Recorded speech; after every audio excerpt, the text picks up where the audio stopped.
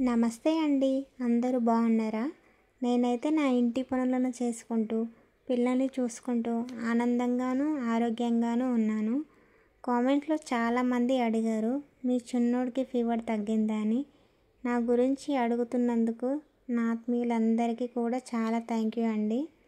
ఉదయం అయితే టైం వచ్చేసి 5 అవుతుంది. ఇంకా నేనైతే షాప్లోకి చాయ్ అయితే పెట్టించాను. చాలామంది అయితే పొద్దున్నే తాగుతారు కదా, అందుకని చాయ్ పెట్టించి మా ఆయనకైతే ఇచ్చేసాను. మా ఆయన షాప్లో ఉన్నాడు. ఇంకా నేను ఇవతలకైతే వచ్చేసి వాకిలంతా ఊడ్చేసాను. చాలా పెద్దగా ఉంటుంది కాబట్టి ఫాస్ట్గా మీకు చూపిస్తున్నాను. టైము 5 అవుతుంది కానీ అప్పటికే చాలా తెల్లారిపోయింది. మాకు ప్రతి ఉదయం కూడా ఇలా పక్షుల అరుపులతో మొదలవుతుంది. మనకు పెళ్ళి అయి ఒక ఇంటికి వచ్చామంటే పొద్దున్నే లేచి అన్ని పనులు రాకపోయినా నేర్చుకోవాలి. నాకు ఆ పని రాదు, ఈ పని రాదు అని పక్కన పెట్టరాదు. రాని పనులను కూడా నేర్చుకోవాలి. ఈ వీడియోలో అయితే నేను రోజు చేసుకునే పనులను అయితే చూపిస్తాను మీకు. ఆనందానికి 6 సూత్రాలు అంటారు కదా. జీవితం సంతోషంగాను అలాగే ఉల్లాసంగా ఉండడానికి నాకు తెలిసిన కొన్ని విషయాలను మీతో పంచుకుంటాను. ఈ వీడియోలో అయితే మోటివేషన్ కానీ బోర్ కొట్టకుండా ఉంటుందని అనుకుంటున్నాను. ఎలా ఉందో కామెంట్లో చెప్పడం మాత్రం మర్చిపోవద్దు. మీరు కొట్టే లైక్, పెట్టే కామెంట్ మర్చిపోవద్దు. ఇక వీడియోలోకి వెళ్తే, నీ గురించి ఇతరులు ఏమనుకుంటున్నారో నీకు అనవసరం అండి. నువ్వు అవి పట్టించుకోవడం మానేస్తేనే సంతోషంగా ఉండగలుగుతావు. లోకులు కాకులు అని ఎందుకు అన్నారు? ఇతరులు మన గురించి ఏదో ఒకటి అనుకుంటూనే ఉంటారు.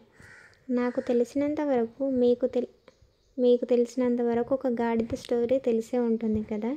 అదేవిధంగా మనం ఏ విధంగా ఉన్నా సరే ఏదో ఒకటి అనుకుంటూనే ఉంటారు. చాలామంది పక్కింటి వాళ్ళు ఏమనుకుంటారో అని మనం డౌన్ అవుతూనే ఉంటాము. వాళ్ళు అన్న మాటలని పట్టించుకొని బాధపడడం కానీ, వాళ్ళు నా గురించి ఎందుకు అనుకుంటున్నారో అనేసి మైండ్ పాడు చేసుకోవడం వేస్ట్. నీ ఆనందానికి నీవే ఆనందం కావాలి. పక్కన వాళ్ళని పట్టించుకుంటే మన జీవితం అక్కడే ఆగిపోతుంది. మనని చూసి చాలామంది నవ్వుతారు, కానీ దాన్ని దాటుకొని పోవాలి. కష్టం అనేది దయ్యం లాంటిది. అంటే ఆ దయ్యం మన ఇంట్లో ఉందేమో, మన వెనకే ఉందేమో అనుకుంటాం. చాలామంది మీతో కూడా అనే ఉంటారు, మీకేం కష్టమమ్మా అని అంటారు. అలా అన్నప్పుడు నవ్వాలా, ఏడవాలా, ఏం చెప్పాలో అర్థం కాదు. మన కష్టాలు అందరికీ కనిపించవు. వాటిని దాటుకొని వెళ్ళాలి. మరి కష్టం గురించి మాట్లాడుకున్నాం. మరి కోపం గురించి? బాబోయ్, ఈ కోపం అనేది మనకు ఇష్టం అయిన వాళ్ళని కూడా దూరం చేస్తుంది. కోపంను సునామీతో, భూకంపంతో పోల్చినా తప్పు లేదబ్బా. కోపం అనేది భూకంపం లాంటిది. ఇట్లా వచ్చి ఇట్లా పోతుంది, కానీ జరగాల్సిన విధ్వంసం మొత్తం జరిగిపోతుంది. ఈ కోపం అనేది కొన్ని క్షణాలు మాత్రమే ఉంటుంది. అది చేసే నష్టం మాత్రం మామూలుగా ఉండదు. కోపంలో నిర్ణయాలు తీసుకోవద్దు, కోపంతో మాట్లాడొద్దు అని మీకు మీరే గమనించుకోండి. కొన్నిసార్లు ఇంట్లో వాళ్ళతో కోపంగా మాట్లాడతాం కదా. కోపం తగ్గిన తర్వాత మనం అన్న మాటలను తలుచుకోండి. మనకే చాలా బాధపడడం, జీవితం సంతోషంగా లేకపోవడానికి కూడా కోపం ఒక కారణమే. నా కోపం వల్ల కూడా నేను చాలా కోల్పోయినా, నా అనుభవం వల్ల చెప్తున్నా. కోపం తగ్గించుకోండి. ఇకపోతే జీవితం అంటారా, మనం అనుకున్న ఒకే ఒక్క జీవితంలో జీవితాన్ని మేనేజ్ చేయాలి. జీవితం ఒక పెద్ద రైలు ప్రయాణం లాంటిది. మొదట్లో రైలు నిండా జనాలు ఉన్నట్టు మన జీవితంలో కూడా ఉంటారు. ఒక్కో స్టేషన్ వచ్చే కొద్దీ కొంతమంది దిగిపోతూ ఉంటారు కదా. అట్లే మన జీవితంలో కూడా వస్తూ పోతూ ఉంటారు. ఎగ్జాంపుల్గా ఒకటి చెప్తాను. నిజానికి మనకు స్కూల్ ఫ్రెండ్స్ కాలేజ్లో ఉండరు, కాలేజ్ ఫ్రెండ్స్ పెళ్ళయ్యాక ఉండరు, పిల్లలు పుట్టాక కొంతమంది కలిసి ఉంటారు, కొంతమంది విడిపోతారు.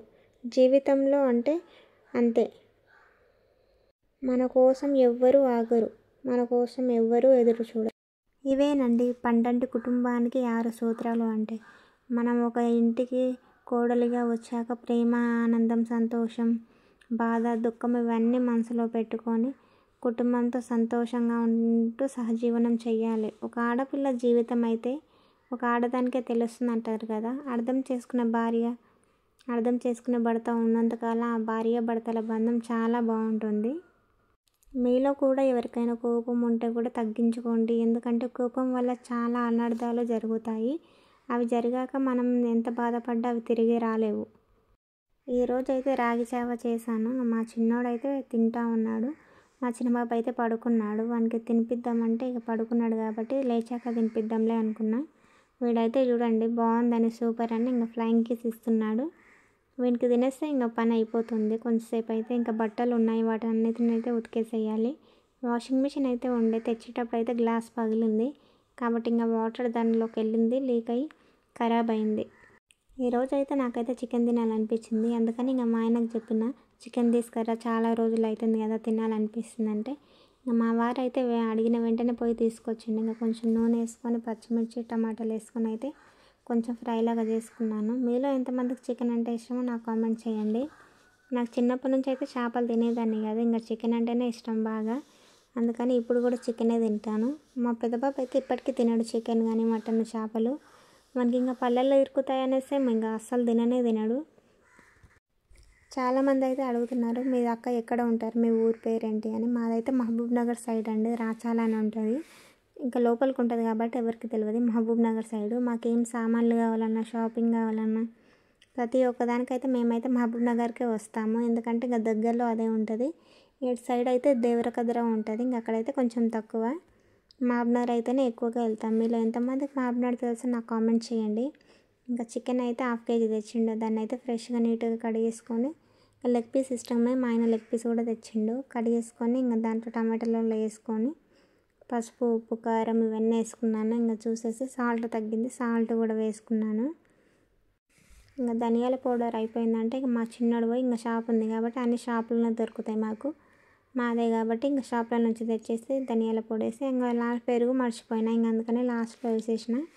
ఇంకా పెరుగు వేసుకుంటే బాడీకి కూడా హీట్ కాకుండా ఉంటుంది, అందుకని కొంచెం గ్రేవీ కూడా ఉంటుంది. ఓకే అండి, bye, thank you for watching.